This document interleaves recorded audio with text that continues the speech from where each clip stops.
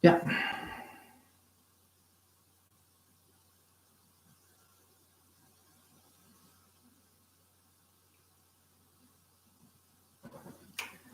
Hello, everybody. Chris from Hunters Estate Agents here again. It's that time of the week again.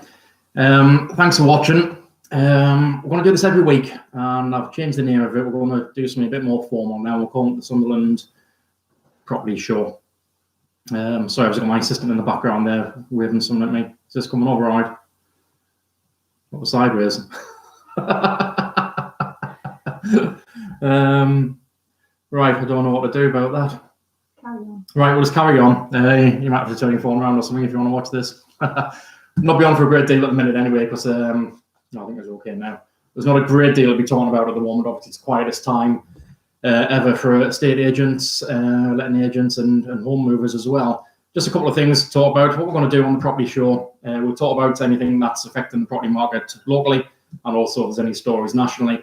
And what I'd really like to do is try and grow it a little bit and make it more about Sunderland as a whole rather than just focusing on the property market. We'll try and get this going. And, I'm always telling people how Sunderland's a great place to live, and maybe something to add to that and grow it a little bit.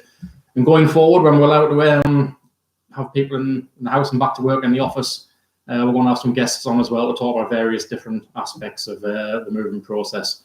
Okay, right, so down to business. And first thing on the agenda today, and also Rightmove have started doing some webinars for home movers. Now, obviously, Rightmove are a huge outfit. If you're on the market, you want to be on Rightmove. But they also don't just list the properties and advertise them. They do some really handy stuff that you might find interesting. And they do these webinars. Everything's webinar these days. And they do these ones with advice for home movers at the current time and also generally. So it's worth having a look. Rightmove.com. Have a look on the articles that they've got, and you might pick up some interesting bits and pieces there. So that's the first one. Have a look at Rightmove for the webinars. I've been looking at the industry press to see if I can pick up some stories and stuff, and no surprise, listings and sales continue to fall as they're going to do for the next few weeks at least until we get back to some degree of normality. So there's no surprises there, but it is obviously a really quiet time. I am as well, just sat in my hands, waiting for things to improve. So I've got some of virtual valuations now. I touched on these before. I was talking to a couple of estate agents last week, and we all have different views on them. My theory on the virtual valuation is you can never sell a house to somebody who's never been in it. I would never advise you to purchase a house that you've never been in. You've got to get in the house. You can see a house and might tick all your boxes, 4 beds, ensuite, kitchen, dining, garage, and you think, great, it's got everything I want. And you walk through the front door and you just don't get that feeling for it.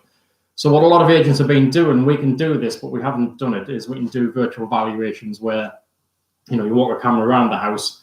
So basically it's just filling in the gaps between the photographs. And you can send that to people, or you can put it online.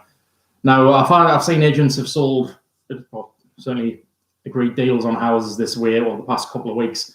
Now, which sounds great. You sat at home, you haven't even had any people come around your house and you've sold your house. It all sounds brilliant in theory. What I think will happen most of the time with this is you'll agree a deal, you'll be sat there in your home thinking, brilliant, sold my house.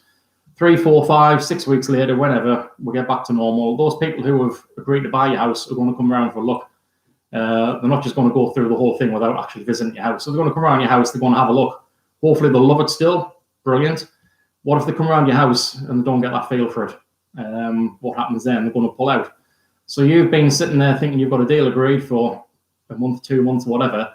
People come around to view your house, say, really sorry, ticked all our boxes, but we just didn't get the feel for it.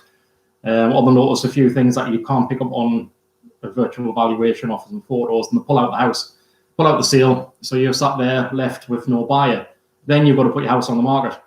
So at the minute, I've advised people, if you're going to get your house on the market and get back to normal, do all those little jobs that you've been putting off. Do the bit of painting, the bit of decorating, the tidying up. If you've done a virtual valuation, you've agreed a deal, you might sit there and think, brilliant, I don't have to do all those jobs. I've sold my house, easy street. 2 months' time, when the buyer pulls out and you think, oh, bloody hell, I've got to do all those jobs. Another load of new instructions are coming to the market because everyone's getting back to normal. You're going to be left behind because you've been sat thinking, great, I've sold my house. That's why I don't think virtual valuations are a good idea.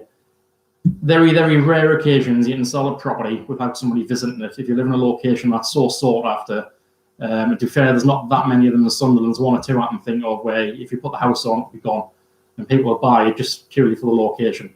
But they are few and far between. So if you've got something spectacular, if you know you're in the area where people will bite your hand off for a great. If you're like most of us and just have like the normal house, I don't think it's a great idea. That's just my opinion. So other estate agents have different opinions. I don't think it's the best way about selling a house at the minute because I think it's going to cause trouble later on. But again, I say that's my opinion. If you want to talk about that, please get in touch or drop us a question on the live Q&A here. Right. Again, it just reiterates what I said last week, really, about getting your property ready now. You've got plenty of time on your hands, possibly, like I have, getting all those little jobs done and getting things ready for when the market does pick up. Hopefully not too long. I think there's murmurings in the press now. I think we might be seeing another 2 or 3 weeks. Then I think things are going to have to get back to, or some people are going to have to get back to work anyway. But we'll see what happens. Right, I might have a question here. Let's have a look. Oh no, it's just telling us I'm live, great. Right, another thing I picked up in the press, the Royal Institute of Chartered Surveyors have called for a stamp duty holiday if and when we do get back to normal. Now, this would be absolutely brilliant news, and I couldn't agree more with the RICS. Stamp duty, if you're not aware of it, it's a tax that you pay when you're moving home. Now, I know all taxes are horrible, but I think stamp duty is a real, I don't know, it's like a little kick in the teeth. You're working hard, you want to progress, you want to go to the housing ladder, buy that bigger house, and you get penalised for it. Stamp duty is one of those things that people often forget about when they're budgeting for their home move. They'll take into account estate agent fees, solicitor fees, but you forget about the stamp duty, and it can be quite substantial. I'll put a link below this to the stamp duty calculator, just in case you're not aware of it. But it's staggered. You don't pay anything up to £125,000. If you're buying a house below that, you don't pay any stamp duty. From then on, from £125,000 to £250,000, you pay 2% on that. So if you're paying £200,000 for a house, you'll pay 2% on that £75,000, which would be £1,500, which is not be sniffed at all, £1,500. And obviously, the more expensive the house that you're buying, the bigger stamp duty tax that you pay. So the Royal Institute of Chartered Surveyors have said to the government, look, let's have a break on stamp duty. Let's encourage people to get back in the market, get them moving when we get back to normal. So stamp duty holiday would really, really help with that, I think. We did have one after the financial crash in 2008. I can't remember the specifics, but they did the same then with the stamp duty break. Let's hope they do the same again, because that could save house movers an awful lot of money.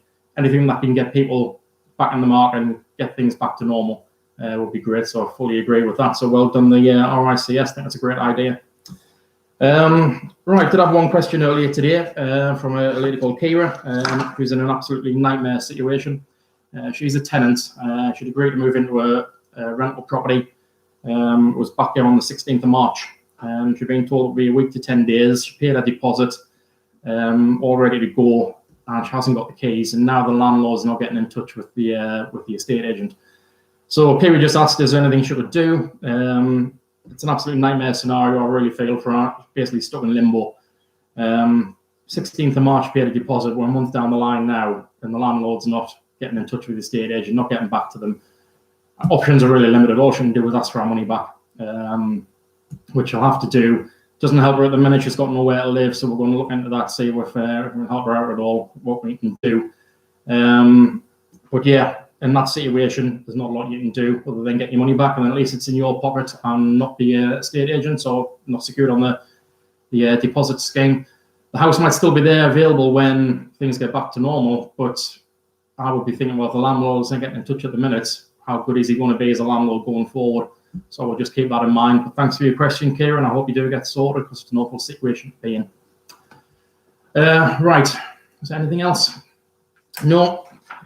One little snippet I picked up from raking around the local property news, or the national property news, and on a lighter note, the top 10 noisiest and quietest towns and cities. The top 10 noisiest cities in the country, as you can imagine, are the big cities: London, Glasgow, Birmingham, Manchester, etc. But the top 10 quietest cities, this is where Sunderland gets a mention. We come in there at number 7. So in the last 2 years, this has done complaints to the council and environmental health about noise. Sunderland is the 7th best for quietest places to live. So not as it only got all these other great features about living in Sunderland, it's pretty quiet as well. You're not going to have any trouble with your neighbours, which is nice. Right, so going forward, any questions you have at all, please let me know. Drop me an email, chris.kelly@hunters.com. Like I said, we'll try and expand this to be more about Sunderland rather than just, specifically on the property market. So with that in mind, I'm asking you, anyone who's watching, if you could get in touch, tell me what you love about living in Sunderland. We're going to do a little promotional thing going forward.